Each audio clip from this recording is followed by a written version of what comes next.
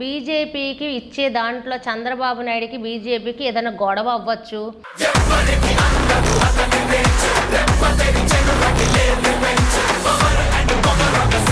మీరు అందరితో పాటు ఇలా నుంచొని ఉంటున్నారు, ఏం చెప్పట్లే అంటే మీతో వాళ్ళు డిస్కషన్ చేయట్లేదా? అదే మీకు ఎవరికి మాట్లాడడం రావట్లేదు అంటే సబ్జెక్టుని బట్టి కూడా ఉంటుందమ్మా. ఇప్పుడు పార్టీ నిర్ణయాలు ఏదైతే ఉన్నాయో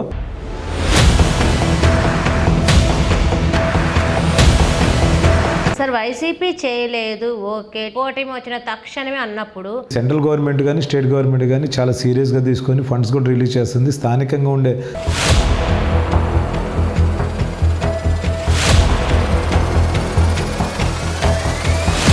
మున్సిపల్ అధికారులతో, మున్సిపల్ కమిషనర్ శ్రీనివాస్ గారితో కూడా చర్చించడం జరిగింది. ఈ వానలు ఆగిపోయిన తక్షణమే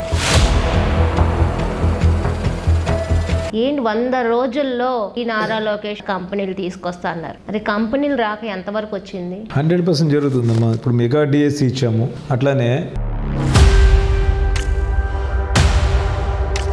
జగన్మోహన్ రెడ్డి వరదల్లో ప్రజల్లోకి, మరి చంద్రబాబు నాయుడు కూడా వరదల్లోనే వెళ్ళారు కానీ ఇంకోలాగా వెళ్ళలేదు.